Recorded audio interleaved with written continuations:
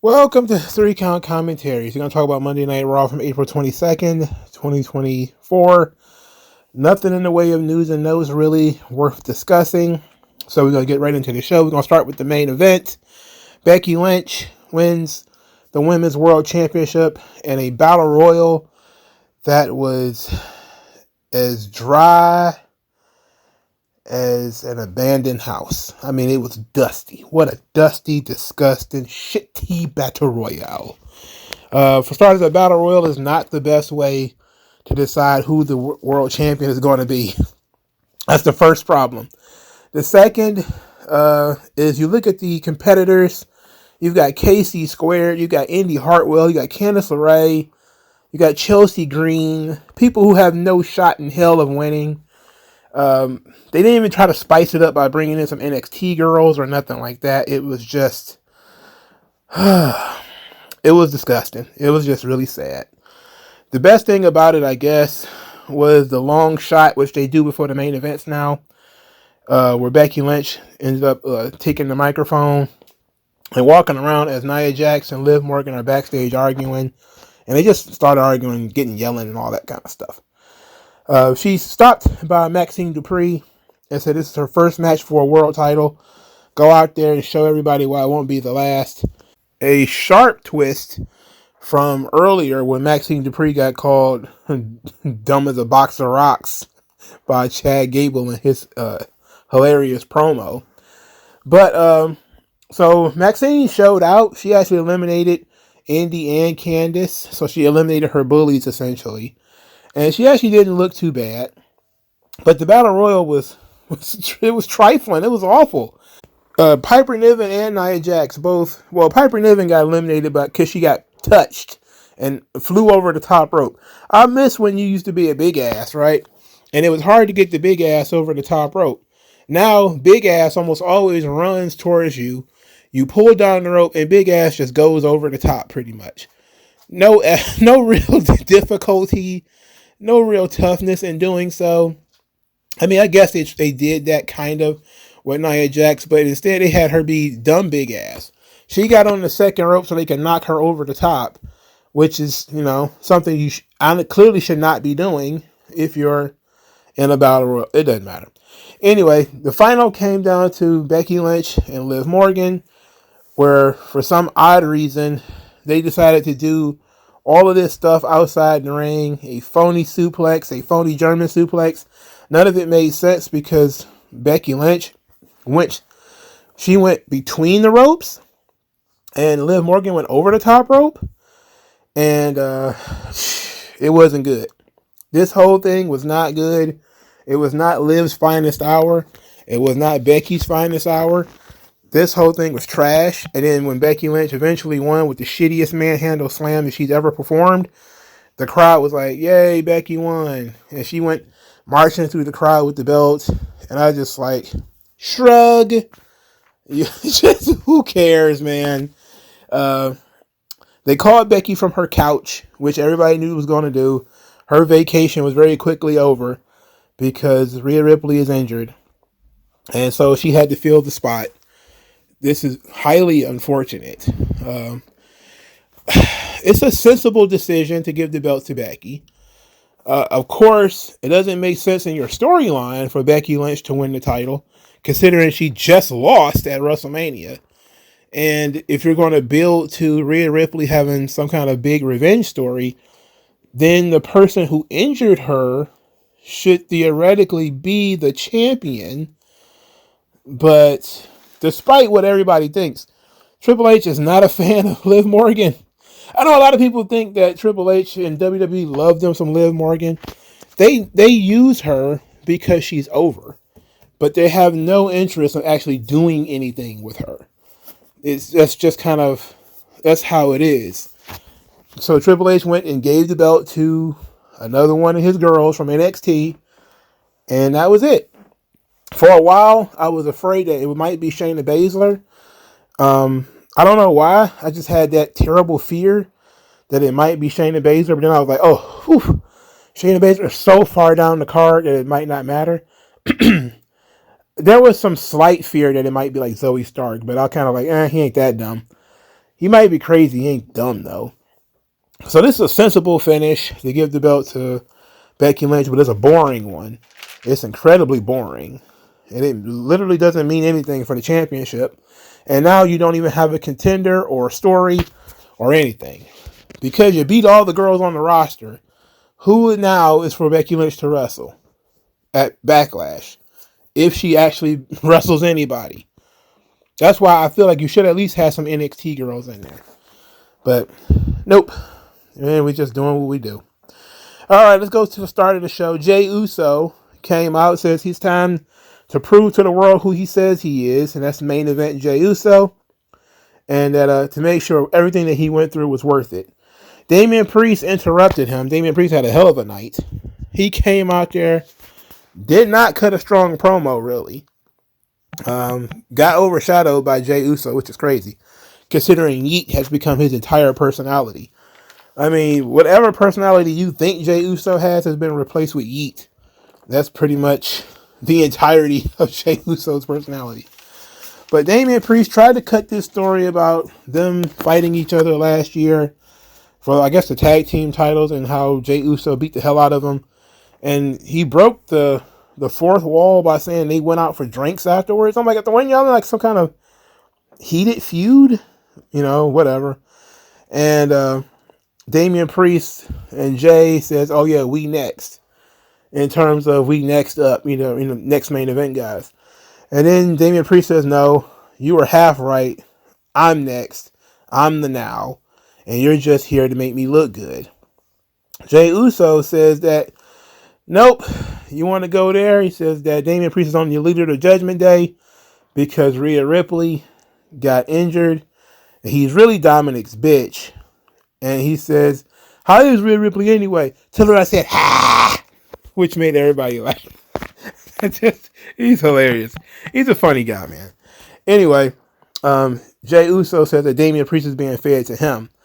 JD McDonough, world-class idiot, gets in the ring, tries to attack Jey Uso, misses, ends up getting Damian Priest kicked in the face by Jey Uso, who apologized. And I thought that was weird. Why would you apologize for kicking your future opponent in the face? Isn't that what you guys do? But this was a weird promo in which Damian Priest is, I don't know, half turning himself babyface. I don't know what's going on here. I don't know why either. Do I care? No, not particularly. Just not feeling heat for coming from this thing. And it wasn't a strong promo from Damian Priest, and he broke when Jey Uso was being funny. So, they're just doing a thing. Damian Priest then had to deal with the other idiots in Judgment Day, because Dominic Mysterio is injured, because everybody in WWE is apparently injured. Now, he's walking around in a sling. How many slings do they have? Like, do they have, like, infinite slings? Did everybody get one this morning? Like, here's your sling, and here's your sling. Everybody's hurt. What are they doing? You know, what is going on here? In any event, Dominic is injured. So now he can't wrestle tonight. And he took it upon himself to team up with Santos Escobar. So Santos Escobar is going to take his spot. But they didn't tell Damian Priest, who was, the leader of Judgment Day, El Campeon. And mustached Dominic is like, it's going to be all right. Dominic drew a mustache, and it got over. Everybody's chanting about his mustache. It's great. It's very good. Anyway, the tag team match. So Andrade has a vignette where he says that he's nobody's fool, or something to that effect. Then he says that Judgment Day didn't want a business partnership. They wanted a servant, and nobody tells him what to do. Okay. Ricochet and Andrade defeated JD McDonough and Santos Escobar, much to the chagrin of Damian Priest, who was not happy about this.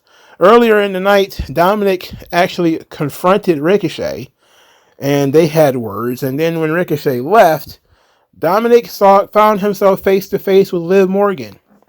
But before anything could happen, the screen melted away and faded to black. So what are they up to? Would have been interesting to see how that was going to turn about, but they decided to just tease it, and that was it. So Andrade and Ricochet defeated, of course, JD McDonough and Santos Escobar. Afterwards, Damian Priest beat up Ricochet and Andrade, and they seem to be the next opponents, especially Andrade seems to be the opponent that's really going to be the guy that's going to challenge Damian Priest in the future. That's fine and everything, but these filler feuds that they got going on here is really killing me. This killing my mojo. Absolutely. Anyway, Damian Priest then told Dominic and JD McDonough he didn't need them. They needed him. And so they're trying to make Damian Priest like the big badass, but his promos are not structured like they should be a big badass. He gave Jey Uso way too much credit. Talked about the friendship, talking about having drinks with him. It's like, that's not exactly the kind of promo I would want to hear if you guys are about to throw hands. That's not exactly, hey, we're old friends. I don't know about that one. You kept that one to yourself, buddy. All right, but the most of the show was built towards King of the Ring, actually, which I was very impressed with, because for the first time in forever, maybe ever, the tournament feels like a big deal, and it's chock full of guys who honestly could win it. Of course, my choice, the horse that I'm laying all of my dollars on, is Gunta, who was the first one to mention it. So Gunther says that he wasn't going to take any shots at Sami Zayn or talk about WrestleMania, but that he's been dealing with the pressure and the highest expectations of being the greatest Intercontinental Champion of all time. And now that weight has been lifted. So he says now he's no longer the target. He is now the hunter. And he's turned his attention to something new, and that is the King of the Ring tournament. And after that, he will then hunt for championships. He then got cut off by Xavier Woods and Kofi Kingston, who proceeded to be annoying. They're annoying baby faces. I don't get why you would want to be an annoying babyface, but they are. Xavier Woods reminded everybody that he's the reigning King of the Ring.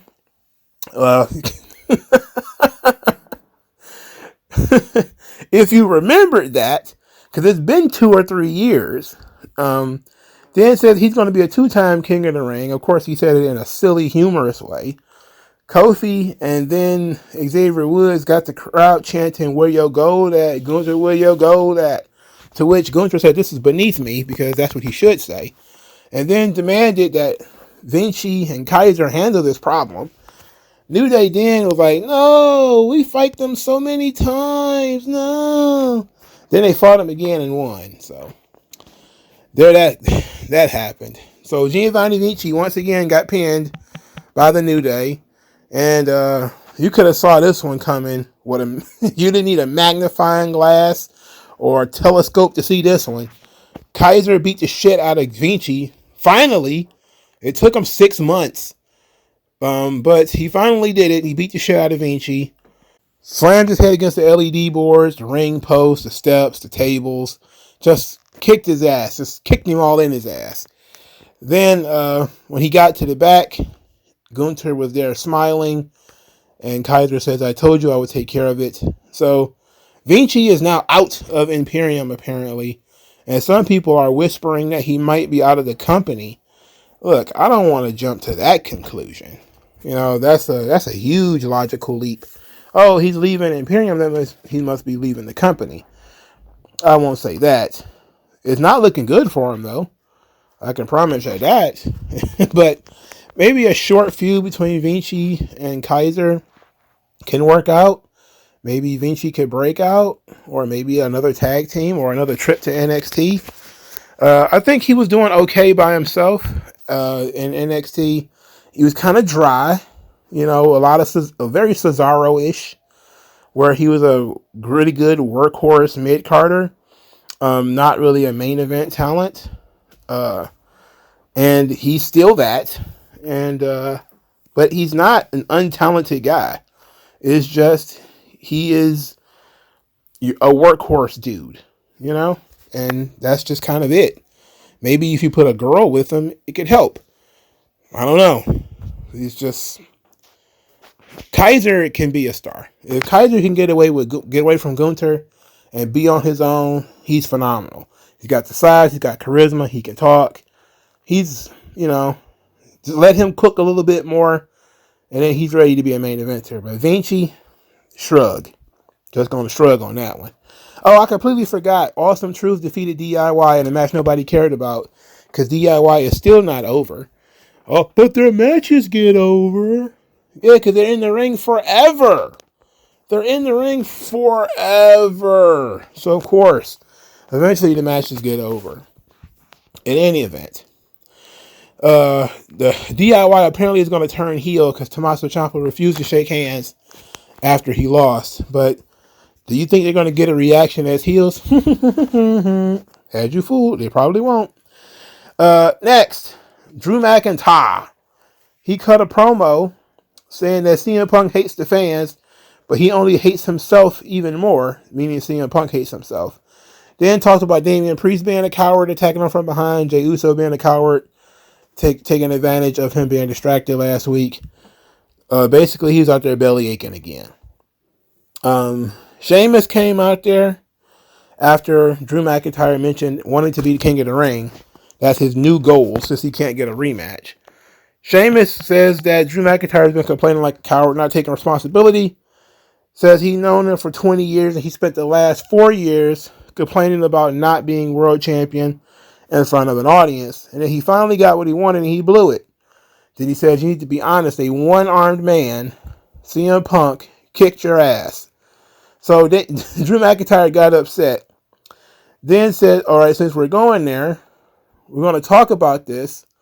He says, for starters, you know what that man did to my career. He's talking about CM Punk.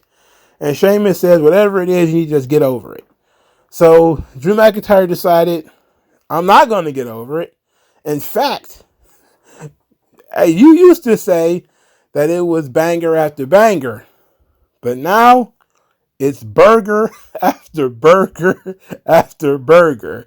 And Sheamus even starts to laugh at how hilarious that was. And the crazy thing is I was thinking the same thing. Right before he said it, I was like, oh, he was about to say like burger or biscuit or biscuit after biscuit or something like that. But burger was a good one. I like it. Sheamus got a good sense of humor. He laughed at himself.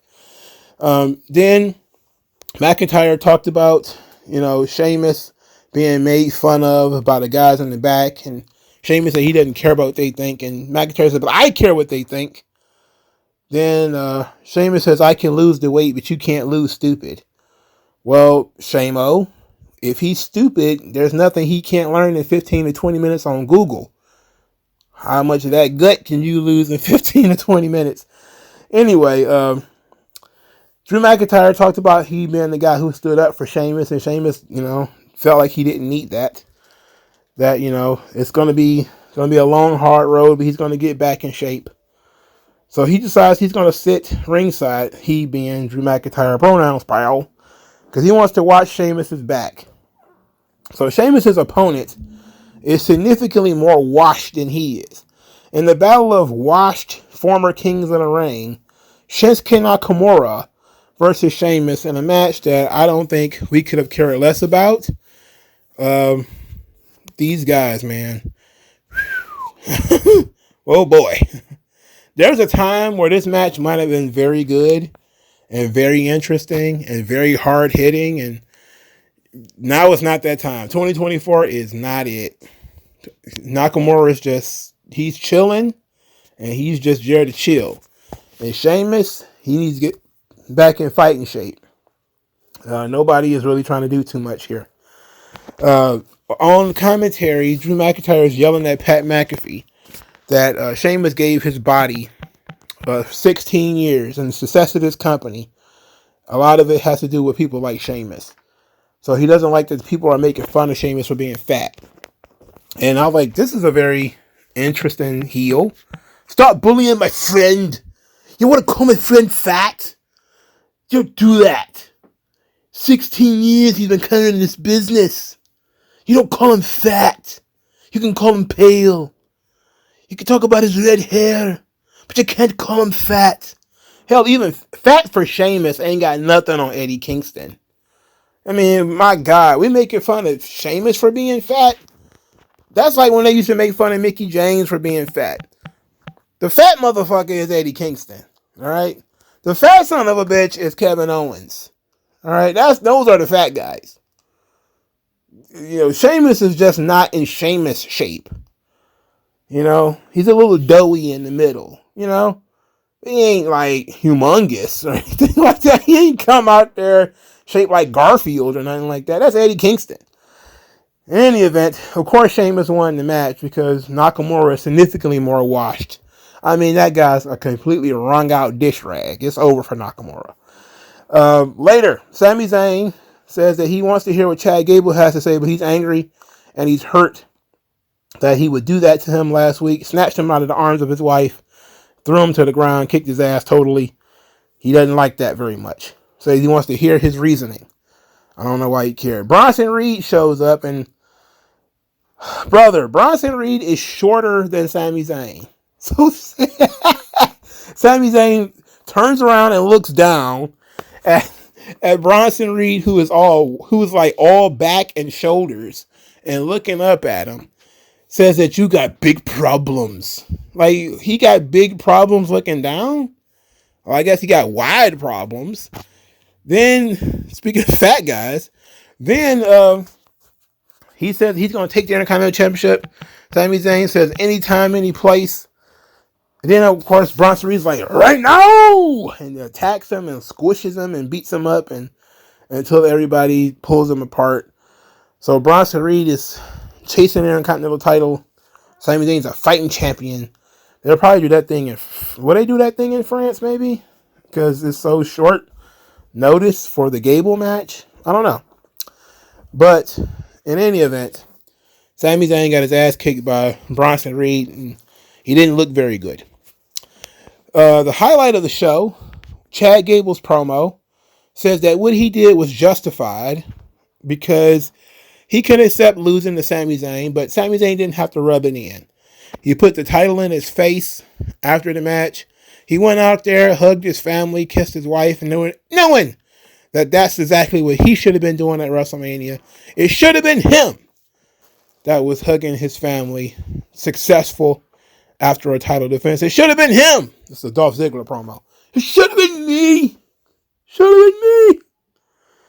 Then Chad Gable says that he would have been the Intercontinental Champion, but he wasted all of his time training Sami Zayn, just like he's been wasting all of his time training other losers. And everybody went, boo. So then he starts walking around to the various members of Alpha Academy. You know, Akira Tozawa, he shows up, he's a dancing idiot, and he loses, he's pathetic. Maxine Dupree is pretty. She's basically a princess. He's been teaching her things, but she's just too dumb. She don't get it. She's pathetic. And Otis, his number one guy, Otis is the biggest disappointment of them all. And then he says that together, all of them are going to work together to get him his Intercontinental Championship, no matter what. And he wanted to hear it from all of them that they were going to help him become the Intercontinental Champion. And as they were standing there looking all dour, he said, this is what you guys signed up for. You signed up for tough love. You signed up for honest feedback. Don't get upset that now you've got it.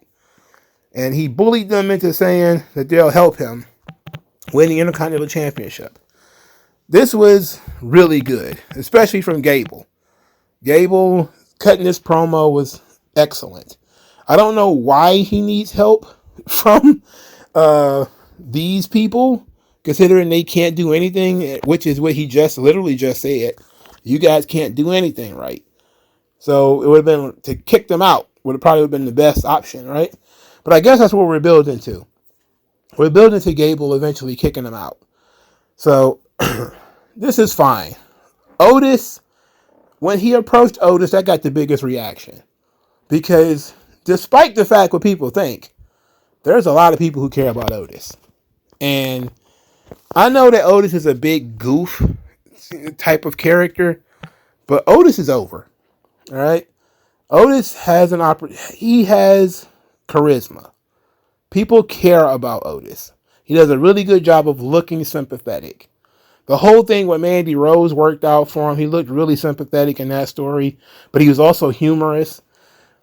It's that next gear that seems to be somewhat missing from Otis. Whenever they try to make Otis really serious, his big doughy face, his Majin Buu-like face, makes people laugh, and it brings smiles to faces. So even if he's trying to be mean, it's not working. Like, he got this ridiculous haircut on Raw right now. He looks ridiculous. But every time I see him, I just start smiling. You know? He's got this big doughy face. It's just, what can you do? Like, how can you boo him? You would have to uglify him. You have to put a mask on him or something like that. He's just too big and cuddly looking. And then eventually he's going to start doing some silly shit like slapping his belly or going, oh yeah, or something. And everybody's going to be like, I love Otis. That's why, but everybody's going to wait for Otis to rebel. That's what everybody wants to wait for. That's what's going to happen. The big Otis rebellion. Is it going to happen before he wins the title or afterwards? I'm going to guess before, which is probably going to distract Gable from the title for a little while. But we have to build up to it. Clearly, they're going to replace Otis and Tozawa with the Creed brothers. This is, of course, leaked and something they've been talking about. But it's also common sense that these characters are all very serious and they're all the same in terms of being collegiate wrestlers. It just fits. It's common sense. Why would you want to go away from that? I thought it was humorous that they showed the Charles Barkley footage of Barkley saying it's bad karma for Chad Gable to beat a man's up in his own house. Beating him up in front of his family. That's good. So it was an extremely strong promo from Chad Gable. There's been a lot of chatter about Chad Gable now. About, he's been held back all these years. Now he's a guy in like his mid-30s, and hey, we could be in year 5 or 6 at Chad Gable as a top guy in WWE. And yeah, I do think that he was good. Even before he was Shorty G, he was good. I do think he was missing something though. I think it needed some time for people to actually care about him and to get attached to him. And I think if you're on TV long enough and you're doing things and you're interesting for a long enough time, people will eventually connect with you. And I think Chad Gable is just now really getting to that point with the help of Otis and the help of Alpha Academy. It really is getting him over. And he's able to take the next step, which is this Intercontinental Championship step. I don't think he was ready for this, back in 2022 or something like that. So I think that now was the perfect time to peak. They're looking for newer talent to push up the card, to be potentially world champion level performers. And Chad Gable has all that kind of potential. But he needed that time, I think, to make space, to find a lane for him to operate in, and not just be Kurt Angle Redux, which is what most people are saying, like, oh, he's just another Kurt Angle. It's like, he needs to establish himself and not just be Kurt Angle 2.0, and people don't understand that. I think you could just recreate things. It's like, not really. You're always going to look inferior to the original. So instead of doing Kurt Angle and trying to be Kurt Angle, he needs to figure out what Chad Gable is. And that's always been the problem. And I think that was the point of Shorty G, was to get him away from being a Kurt Angle knockoff. He wanted to be a Kurt Angle tribute act. It's like, no, we already got Kurt Angle. You're always going to come across as being second place to that. But he's peaking at the right time, I think. I think he's at the right age. I think the fans have had enough time to see him. I think due to his work with Otis, he really is legitimately over and people care about him. And you can now bring him up the card. So hopefully this works out. And not only did he get to become the Intercontinental Champion, but hopefully one day he gets a chance to, wrestle in main events. This is a very good talent. He can talk. He can wrestle. The only thing is he was short. He was little. And he had no real connection with the audience. And now he does. And, now it's time to do the work. So maybe Triple H can get him there. We shall see. And I think he'll be a great opponent for like a Braun Breaker or something. He could be a really good opponent for Braun Breaker. I mean, geez. Booked correctly, Gable and Braun Breaker could kill it for any title, whether it's a main event or a mid-card belt. They could really do well. So the show was bolstered by long segment from McIntyre and Sheamus, which was fine, except for Sheamus laughed off the heat. Instead of being serious about it and being offended, he laughed it off. Jey Uso and Damian Priest, where there was no heat until near the end, and then Jey Uso tried to wave off some of the heat after he kicked Damian Priest in the face. Then you had the Gable promo, which was all heat, and therefore it was the best thing, because it made the rest of the members of Alpha Academy look sympathetic. 90% of the matches were pointless. Nobody cared. And that Battle Royal was... it was terrible. And the winner was not only obvious, but boring. They didn't even dare to try anything new. It's like the old days of anything can happen in the World Wrestling Federation. Those days are gone. Those days are long gone. I was half surprised that he didn't call Ronda Rousey to come in and win that belt. Fuck. You could have tried something different. In any event, thank you guys for your time. Let me know what you think, and I'll talk to you guys later. MagMongoSlade. Best house I ever drew, Daddy.